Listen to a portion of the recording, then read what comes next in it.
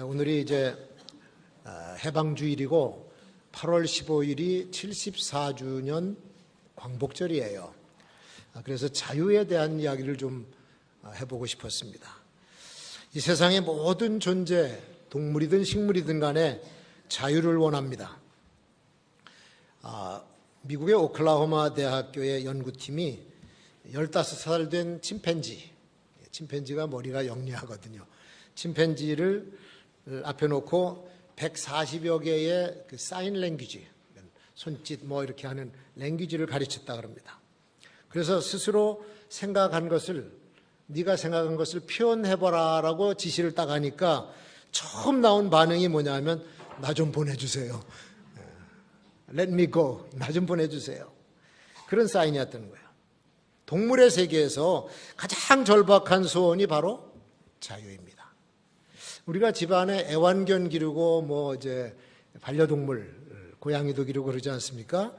그러면 주인들 생각에 얘는 내 말을 잘 듣고 나를 좋아하고 나를 사랑한다, 내 사랑을 많이 받는다 이렇게 생각하는데 그건 착각입니다.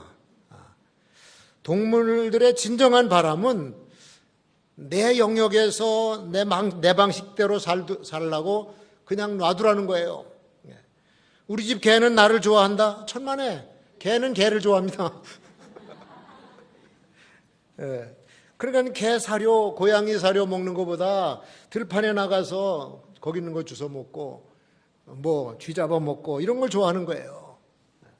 무슨 개 미장원에 데리고 다니는 것보다는 먼지 속에서 지들끼리 서로 비비고 둥글고 막 물어뜯고 이런 걸 좋아하는 겁니다. 하물며 인간이 자유를 구가하는 것, 자유를 추구하는 것 아주 지극히 당연한 일이죠. 그런데 보세요. 참 아이러니해요. 자유를 원하는 인간이, 더 많이 원하는 인간이 더 속박 속에 살아가고 있습니다.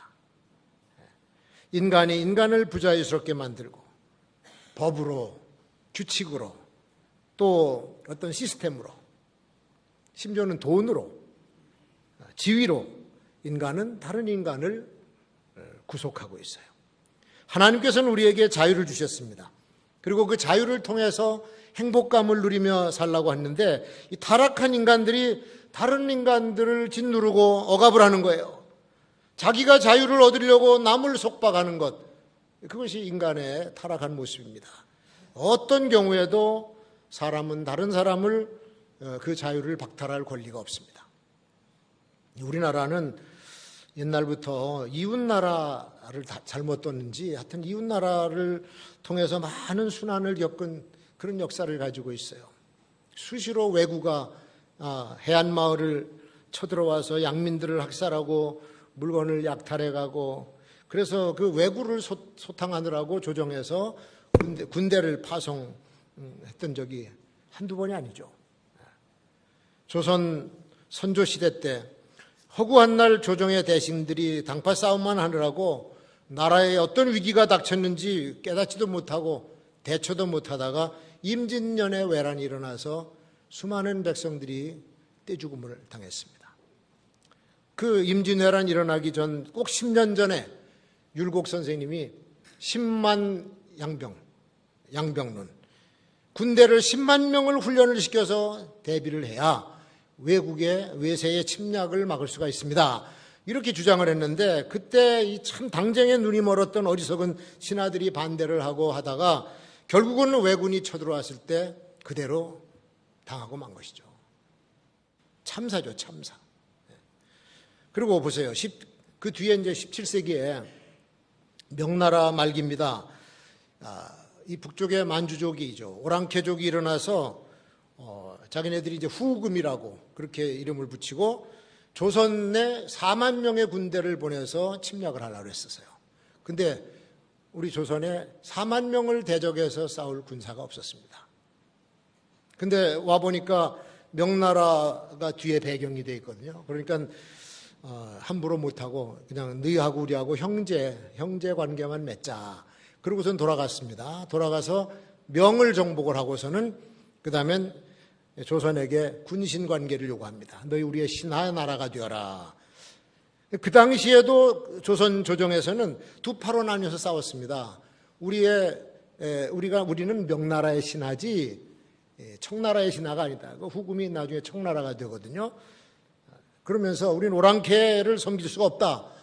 그 당시에 인조 왕도 그랬습니다. 명을 가까이 하고 이 청나라 후금이죠. 후금을 배척하는 정책을 썼기 때문에 우리는 오랑캐 신하가 안 되겠다. 그러니까 이 후금의 왕이었던 홍타이치가 화가 나가지고 16만의 군대를 더 보냈습니다. 그래서 20만 명의 군대로 압박을 하니까 인조가 그 군대를, 청나라 군대를 피해서 어디로 도망갔냐면 남한산성으로 도망갔어요. 남한산성, 그 유명한 남한산성. 거기서 항전을 하다가 도저히 안 되니까 그냥 항복을 하고 그 청나라 홍타이치에게 아주 굴욕적으로 신하의 예를 치렀습니다. 조선의 항복을 받아낸 그 왕이 조선 여인들 50만 명을 조공으로 바쳐라. 그래서 우리 젊은 여인들이 50만 명, 5만 명도 아니에요. 엄청난 숫자의 여자들이 청나라 군사들의 첩으로 놀이개로 끌려가 버렸습니다. 정치를 제대로 못한 멍청한 지도자들로 인해서 나라는 그렇게 망하고 백성은 죽임을 당하고 우리의 딸들은 성노예가 되었어. 우리나라 역사상 가장 처참하게 당한 것이 임진왜란도 아니고 병자호란입니다. 그래서 그 여자들이 가서 구박을 당하고 박해를 당하고 도망쳐 나오고 쫓겨오고 한 돌아온 여자들을 고향으로 돌아왔다 해서 환향녀, 거기서 환향년이라고 하는 이름이 나온 거야. 여자 취급을 안 했습니다. 살 수가 없으니까 몸을 팔아가면서 근근히 살아갔던 이 비참한 역사가 우리나라 역사예요. 근데 그 조선 말기에 또 한 번 당합니다. 왕실이 완전히 타락했습니다. 조정의 간신들과 매국노들이 득세를 하고 나라가 망할 짓만 골라서 했습니다. 관리들이 심히 부패해서 백성들이 들고 일어날 정도예요. 갑신 농민 전쟁이라든지 이런 거 전부 다 못 살겠기 때문에 일어난 전쟁들입니다. 그때 틈을 타서 청나라, 러시아, 일본이 조선을 집어삼키려고 저들끼리 각축전을 벌이는데 우리 땅에서 청일전쟁이 일어났고 우리 땅에서 러일전쟁이 일어났고 일본이 패권을 잡은 뒤에는 1910년에 한일합방이라고 하는 이름으로 한반도를 통째로 삼켜버렸죠. 그래서 망한 겁니다. 그리고 36년 우리 민족은 일본의 식민지가 되어서 자유도 잃고 주권도 잃고 하고 싶은 말 다 못하고 가고 싶은 거 가지도 못하고 배우고 싶은 것도 못 배우고 심지어는 우리가 가지고 있던 이름도 제대로 못 부르게 하면서 그들이 하라는 대로 우리는 그렇게 노예 생활을 했어요. 총알바지로 전쟁터로 끌고 가면 끌려가서 죽었고 일본군 위안부로 끌고 가면 끌려가서 폐인이 되든지 죽든지 버림을 당하든지 비참하게 당했습니다. 세상에 이렇게 처참한 일이 또 어디가 있을 거예요. 다행히도 2차 세계대전이 연합군의 승리로 종전이 되면서 일본이 무조건 항복을 하고 우리는 해방을 맞았어요. 1945년 8월 15일 74년 전의 일입니다. 참 일본 식민지로부터 해방된 날, 그런데 보세요 여러분, 그 해방이 우리에게 진정한 자유를 줬습니까? 해방과 자유는 다른 거예요. 참 자유를 못 얻었어. 우리가 누려야 될 참 자유는 뭡니까? 갈등과 싸움이 없는 자유예요. 평안 가운데 얻어지는 자유가 진정한 자유입니다. 그래서 자유와 평화는 같이 가야 되는 거예요. 평화가 없는 자유, 자유가 없는 평화, 그거는 진정한 행복이 될 수가 없죠. 그날 우리는 일제 식민지로부터 해방은 되었지만 우리 민족은 다시금 또 다른 소용돌이로 들어갑니다. 소련을 중심으로 하는 공산주의 이념의 틀, 북쪽은 그쪽으로 들어갔어요. 미국을 중심으로 한 자본주의 이념의 틀, 남쪽은 그쪽으로 들어갔습니다. 그래서 이 민족은 다시 격렬한 갈등과 분쟁과 싸움 속으로 빨려 들어가고 만 것입니다. 해방 맞은 지 5년 동안 이 갈등이 심화되더니 1950년 6월 25일에 소련의 무력 지원을 받은 김일성 공산정권이 남쪽으로 쳐들어온 거예요. 그래서 동족끼리 서로 죽이고 죽는 끔찍한 한국전쟁을 치렀던 겁니다. 우리가 그렇게도 소원하고 그렇게도 바라던 참으로 자유하고 행복한 나라 8.15 해방과 함께 자동적으로 주어지질 않았습니다. 오늘까지도 고통 속에 있습니다. 어쩌면 우리 민족은 그렇게 화합할 줄도 모르고 맨 싸움만 만들어서 갈등만 일으키고 저들끼리 싸우는 걸 좋아하는지 예나 지금이나 똑같아 죽는 줄 알면서도 서로를 비난하면서 미워하고 끊임없이 싸우는 습관을 계속해서 버리죠. 이거 우리나라 DNA가 아닌가 그렇게 생각을 해요. 해방과 함께 우리나라를 떠났던 그 마지막 일본 총독 이름이 아베 노부나카, 지금 아베 신조의 할아버지야.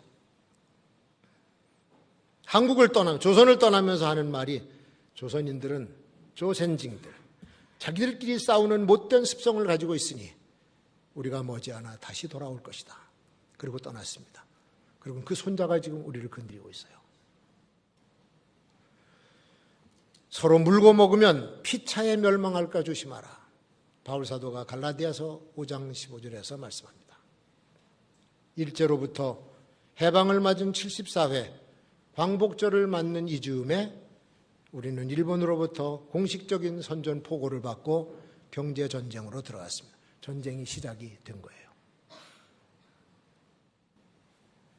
북한이 무력 시위를 하고 우리나라 안에서는 원망과 불평으로 여기저기서 아우성을 치고 자기들끼리 팔을 갈라서 싸우는데 주변 국가들의 움직이는 동태가 심상치가 않습니다. 어쩌면 구한말의 그 모습과 이렇게 닮은 꼴인지 모르겠어. 자유를 주어도 자유를 누리지 못하는 비극적인 상황이 오늘날 우리나라에서 일어나고 있습니다. 참 자유라고 하는 것은 절제되고 통제된 자유예요. 가고 싶은 곳 마음대로 간다고. 먹고 싶은 것 마음대로 먹습니까? 가지고 싶은 것 마음대로 가집니까? 동물들과 하죠. 근데 동물들도 가고 싶은데 마음대로 안 가요. 물고기가 땅에 올라가서 걸어다니고 싶다고 해서 물 바깥으로 뛰어나와서 펄떡거리고 뛰어다니는 물고기 봤습니까? 자유에는 동물적인 자유가 있고 인간적인 자유가 있어요. 동물적인 자유는 하고 싶은 대로 하는 거야. 늦잠 자도 괜찮고 시컷 먹어도 괜찮고 남의 것 뺏어 먹어도 괜찮아요. 근데 인간적인 자유는 그게 아니죠. 늦잠 자고 싶어도 얼른 일어나서 출근해야 되고 가게 문 열어야 되고 배우기 싫어서 바깥으로 쏟아다니고 돌아치는 것은 동물적인 자유지만 시간을 아끼면서 미래를 위해 도서관에서 책을 읽고 공부하는 것은 인간적인 자유예요. 그래서 역설적이긴 하지만 인간의 자유란 제한적인 것이다. 로마 시대에 귀족들이 연회를 열 때 음식이 기가 막힌 음식들이 나오죠. 시컷 먹고 시컷 여흥을 즐기고 그러는데 너무 많이 먹어놓으니까 뒤에 보니까 더 맛있는 게 나와. 계속 음식이 쌓이는데 나가서 목구멍에다 손가락 넣고 토해내고 와서 또 먹었대요. 아무리 먹고 싶어도 인간이 위장이 한계가 있어서 절제되지 않으면 죽습니다, 여러분. 그러니까 주어진 자유라고 해도 제멋대로 질서도 무시하고 제멋대로 살아가고 요즘처럼 하고 싶은 짓 다 하면서 살지 않습니까? 못된 짓도 자유라고 해서 하고 있어요. 그건 자유가 아니죠. 그러니까 무질서한 자유 때문에 사회가 위기를 당하는 겁니다. 참된 자유는 억울한 일을 당하지 않는 자유예요. 다시 말해서 공평이 있는 곳에 자유가 있습니다. 억압을 당하면 속상하고 억울하죠. 이게 상대적인 거라서 내가 자유롭기 위해서 다른 사람이 부자유스럽게 돼버려요. 그런 경우가 있습니다. 그건 진정한 자유가 아닌 거죠. 함께 평화를 누리고 함께 공평해야 되는데 세상의 악인들은 그런 짓들을 서슴없이 저지릅니다. 세상에서 벌어지는 모든 비리가 그런 것들이에요. 예를 들어서 얼마 전에 어떤 교사인 아버지가 자기 딸 학교에 입학을 시키려고 성적을 조작해가지고 지 딸은 붙었어. 근데 여러분 상대적으로 입학을 해야 될 어떤 딸은 떨어져 버린 거예요. 입학의 기회를 얻지 못한. 속상해서 자살해 죽으면 어떡할 겁니까? 어떤 권력이 특정 기업에게 특혜를 주면 상대적으로 다른 기업은 불이익을 가져올 수밖에 없습니다. 이런 일들이 억울한 상황들이에요. 공평하지 않고 억울한 상황이 벌어지고 있는 것에는 참 자유가 없다. 불의를 행한 자와 당한 자가 다 자유롭지 못합니다. 내 편이 아니면 모두가 적이다? 이건 엄청나게 위험한 발상입니다. 왜 적이 돼야 돼요? 친구가 돼야지. 공평을 잃어버린 사회는 그래서 자유롭지 못한 사회가 돼요. 우리가 얼마나 이렇게 시끄러운 세상을 살아가고 있는지 이게 잘 따져보면 공평하지 못해서 그래요. 한쪽은 하고 싶은 대로 다 하고 다른 한편은 하고자 해도 안 되고, 그래서 소리 지르니까 그럼 우리 투표하자. 투표를 해도 숫자가 적은 그룹이 숫자가 많은 그룹을 이길 수가 있습니까? 그래서 수가 많은 쪽이 하고자 하는 대로 마음대로 하는 거예요. 거기에는 투표도 필요 없고 토론도 아무런 소용이 없어요. 그러니까 억울하니까 소리를 지르는 거예요. 못 살겠다고. 그게 참 자유가 없는 겁니다. 여러분, 우리가 참 자유를 얻으려면 속박의 상태로 들어가면 안 되죠. 속박의 상태. 어떤 굴레든지 들어가면 안 돼요. 전쟁도 하나의 속박입니다. 전쟁에 휘말려서는 안 돼요. 전쟁이 일어나지 않도록 우리가 미리미리 대비를 해야지. 전쟁이 일어나면 우리는 죽음에 매입니다. 파괴에 매입니다. 거기는 인권도 없습니다. 인격이요, 짓밟힙니다.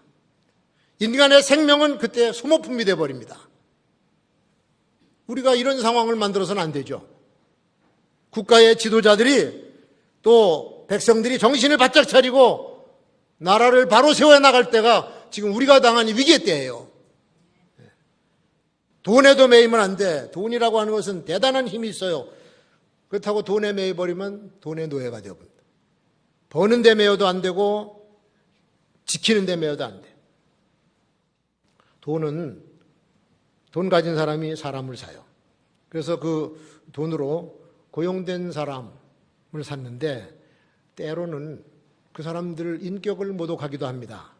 이것이 악이라는 거예요.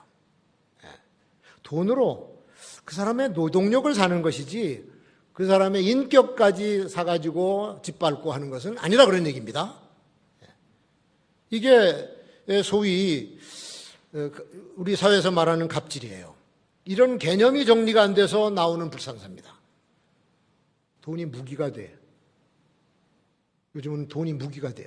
그래서 경제력이 강한 쪽이 이겨요. 경제전쟁이 그래서 일어나는 겁니다. 경제전쟁은 총 들고 싸우는 것보다 사실은 어떻게 보면 더 무섭고 더 처참합니다. 이미 시작이 됐습니다. 이런 의미에서 우리는 이 전쟁을 주관하시고 사회 질서를 주관하시는 하나님을 의지해야지 사람을 의지해서는 안 돼. 우리가 트럼프를 의지합니까? 시진핑을 의지합니까? 아벨을 의지합니까? 푸틴을 의지합니까? 김정은을 의지합니까? 문재인을 의지합니까? 아무도 우리는 의지할 수 없고 믿어서는 안 돼.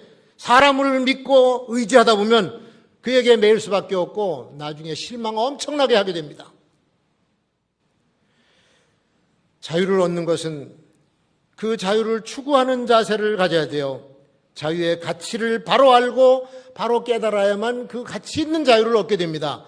참 자유는 진리 안에서 얻을 수 있다고 예수님께서 요한복음 8장 31절 32절에서 말씀하십니다. 너희가 내 말에 거하면 참 내 제자가 되고 진리를 알지니 진리가 너희를 자유케 하리라. 진리가 너희를 자유케 하리라. 예수님께서 모시신 목적이 뭡니까? 그 진리를 가르치기 위해서, 보여주기 위해서 오셨어요. 우리를 죄에서 구원해서 진정한 자유를 주기 위해서 오신 줄로 믿습니다. 죄에 매인 영혼들, 율법에 매인 사람들, 세상 제도와 공중권세 잡은 마귀에게 매여 있는 모든 사람들을 구원해서 천국 백성의 자유를 주시려고 오신 분이 예수님이세요. 그가 가르치신 복음이 바로 그 진리입니다. 그러니까 그 진리에서 우리는 진정한 자유를 얻을 수가 있는 거예요. 주님을 의지하고 예수 그리스도에게만 매여 있어야 진정한 자유를 얻을 줄로 믿습니다. 그리고 이 자유는요, 쟁취하는 것이에요. 누가 가져다 주질 않아요. 우리가 노력해서 얻고 우리가 싸워서 뺏는 거예요. 사탄은 우리의 자유를 박탈하려고 별의별 시도를 다 합니다. 예수님도 뭐라고 말씀하셨냐면 천국은 침노하는 자의 것이다. 한번 따라 합시다. 천국은 침노하는 자의 것이니라. 가서 적극적으로 얻어내야 되는 거예요. 우리가 얻을 자유는 쟁취를 해야 되는 거예요. 그래서 부단히 죄의 유혹과 싸워야 되고 불의와 싸워야 되고 악한 제도와 악한 시스템과 싸워서 이겨야 됩니다. 영국의 그 해묵은 노예제도를 폐지하기 위해서 평생 싸운 사람이 한 사람이 있어요. 의회에서. 그 사람이 신앙인이었었죠. 윌리엄 윌버포스. 의회에서 노예 해방 제도를 거론하니까 그 당시에 소위 기업가들, 노예 때문에 돈 벌어먹고 사는 그 돈 많은 기업가들이 정면으로 반대하고 나왔어요. 노예가 지금까지 노예 있었는데 무슨 뚱딴지 같은 소리 하느냐. 그러나 이 윌버포스가 끝까지 노예제도 철폐를 위해서 싸우고 죽기 전까지. 근데 눈 감기 전에 드디어 이게 법안이 통과가 돼요. 그래서 노예제도 폐지안이 통과가 된 뒤에 가서 알려주니까 그 얘기를 듣고 눈을 감았다라고 하는 그 얘기가 있습니다. 싸워서 이긴 거죠. 그것 때문에 노예가 없어진 거예요. 밝은 미래를 가져야 우리는 자유다운 자유를 얻게 됩니다. 지금은 우리 시대가 어두운 밤 같지만 찬란한 전망을 내다보면서 그 자유를 위해서 꾸준히 싸우고 기도하고 의의 행동으로 끝까지 선한 싸움을 싸우다 보면 하나님께서 우리에게 진정한 자유를 허락해 주실 줄로 믿습니다. 자, 마지막으로 우리 자유는 잘 지켜내야 돼요. 이게 어떻게 얻은 자유인데? 우리가 지금 누리고 있는 이만한 자유는 수많은 이들이 피를 흘리면서 쟁취한 자유입니다. 독립투쟁의 현장에서 피를 흘리고 얻었습니다. 서대문 형무소에서 모진 고문을 당하면서 자유를 달라고 외쳤습니다. 총탄이 빗발치는 전투에서 피를 흘리면서 자유를 위해 싸웠습니다. 너무도 값지고 고귀한 자유, 피로 값주고 산 자유입니다. 이거를 지켜야 되는 거예요. 지켜야 되는 거예요. 지금도 북한에서는 자유를 찾아서 국경을 넘는 사람들이 상당히 많이 있습니다. 중국으로 들어가요, 대부분.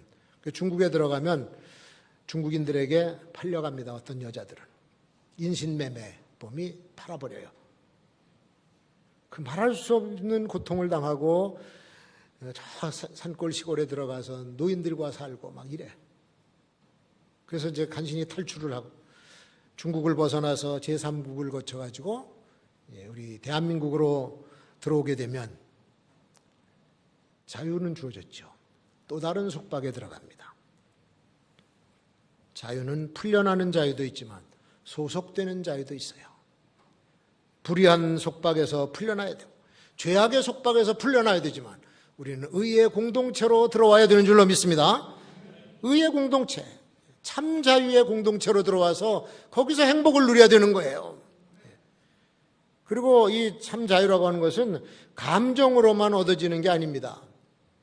근데 우리 한국 사람들이 너무 감정적이래요. 외국인들이 공통적으로 말하는 것이 한국 사람들은 너무 감정적이고 그렇다는 겁니다. 여러분, 일본 제국주의가 우리를 괴롭게 한 것은 사실입니다. 그런데 그들이 우리보다 강한 점이 있어서 우리를 짓누른 거예요. 우리가 강했으면 왜 짓밟힘을 당합니까? 근데 그 강한 게 뭔지 그걸 우리가 가져야 되는 거예요. 북한이 핵무기를 가지고 우리에게 모멸감을 주고 매일 비웃고 큰 소리 치는데 여러분, 저 입을 막으려면 우리도 강력한 무기를 가져야 되는 거예요. 대적들의 것도 우리의 유익으로 삼는 지혜를 가져야 돼요. 해방 맞는 그 광복절 날 그동안 눌렸던 그 원한과 서러움, 일본에 대한 증오감. 그래서 일본 사람들의 손때가 묻은 것은 하나도 보기 싫어. 다 보기 싫어. 그래가지고 마구 두들겨 부시고 파괴했다 그럽니다. 학교에 설치해 놓은 실험실에 각종 과학 기자재들 다 두들겨 부시고 꼴 보기 싫은 일본식 잔재를 없애려고 사람들이 막 열심히 돌아다녀. 그리고는 곧 후회를 했답니다. 야, 그거 괜히 두들겨 부셨네. 그 과학 기자재 가지고 실험을 하면 앞으로 우리 자녀들이 과학 기술이 발달돼서 일본을 능가할 그런 기회인데 그걸 다 두들겨 부셨다는 거예요. 부숴버리고 파괴하는 것만이 능사가 아닙니다. 일본 꽃이라고 해서 벚나무를 모조리 잘라버리든지 뽑아내 보세요. 봄에 벚꽃 구경하러 갈 수가 있나? 참, 일본의 잔재를 다 없애버리려고 지금 그러는데 여러분 많은 것을 부시고 많은 것을 제거해야 돼요. 거의 다가. 그거 다 부시려면요 비용도 어마어마하게 들고 미친 짓이에요. 어떤 사람도 요새 그러대. 지금까지 우리가 부르고 감격했던 애국가도 그거 뭐 친일파 사람이 작곡한 거라고 해서 그거 바꾸자는 거예요. 정신 나간 사람 같아요. 저는 그건 아니라고 생각합니다. 그 애국가를 부르면서 또 들으면서 감격의 눈물을 흘리던 우리의 금메달리스트들도 많이 있었어요. 그 애국과 태극기를 보면서 조국을 지키느라 죽어간 사람들을 생각해 봐야죠. 자유라고 하는 것을 그렇게 감정적으로 지키려고 하면 안 되는 겁니다. 일본이 야비하고 얄밉죠. 근데 보세요. 일본을 여행해 보면 우리가 따라가지 못할 본받을 점이 너무 많습니다. 그건 우리가 인정을 해야 돼요. 밉지만 어쩌면 이렇게 질서가 있고 남을 배려하고 우리하고는 차원이 다른 삶을 살아가고 있는 걸 보고서 야, 얄미운 놈들이지만 부럽다. 그걸 우리 것으로 활용해야 되는 거예요. 그걸 우리 것으로 만들어야 되는 거예요. 그리고 그보다 더 능가할 수 있는 것을 창출해내야 될 줄로 믿습니다. 이 방법이 일본을 이기는 길이에요. 우리가 얼굴 붉히고 화내고 소리 지르고 발뚝 걷어붙일 때 저들은 치밀하게 준비를 해서 우리가 이러지도 저러지도 못하게 꼼짝하게 만들어 놓고 자기네들 이익을 챙겨가지 않습니까? 왜 멍청한 짓을 합니까 우리가? 전술적으로 해요. 전술적으로.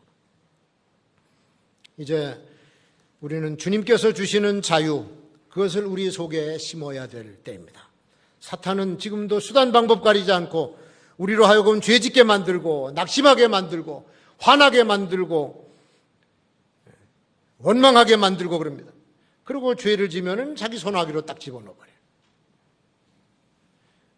마귀가 주관하는 세상, 우리가 벗어나지 못할 제도 속에다 집어넣어서 하나님을 마음대로 섬기지 못하도록 방해를 하고 있습니다. 세속의 문화가 신앙을 방해하고 있습니다.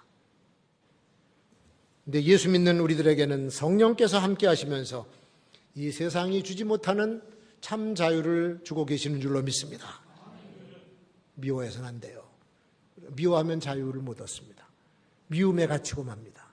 불평 원망하면요 자유가 없습니다. 거기 갇히고 맙니다. 슬퍼하거나 탄식하고 서러워하면요 거기에 갇히고 말아요. 성령은 그걸 원치 않습니다. 그래서 바울 사도가 우리 기독교인들이 구가해야 될 자유를 오늘 갈라디아서 5장 13절에서 말씀한 거예요. 형제들아, 너희가 자유를 위하여 부르심을 입었으니 그러나 그 자유로 육체의 기회를 삼지 말고 오직 사랑으로 서로 종노릇하라. 미움이 아니라 사랑이라는 거예요. 슬픔이 아니라 기쁨이라는 거예요. 사랑 속에 자유가 있고 기쁨의 자유가 있고 감사의 자유가 있는 것이죠. 고린도후서 3장 17절에 주는 영이시니 주의 영이 계신 곳에는 자유함이 있느니라. 두 가지 단어입니다. 하나는 사랑이고 하나는 성령이에요. 우리 기독교인들은 영원한 저주에서 해방된 진정한 자유인들입니다. 이 자유를 가진 우리들이 세상 사람들을 자유하게 해줘야 될 사명이 있습니다.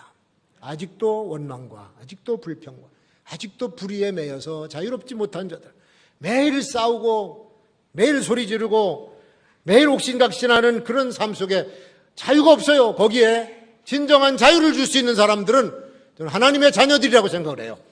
하나님의 자녀들이 사랑을 가졌어요. 사랑으로 서로 종로로 돼야 사회가 바뀌는 겁니다. 그리고 성령께서 역사해 주셔야 우리는 이 나라를 바로잡을 수가 있고 지금 이 위기를 벗어날 수가 있는 거예요.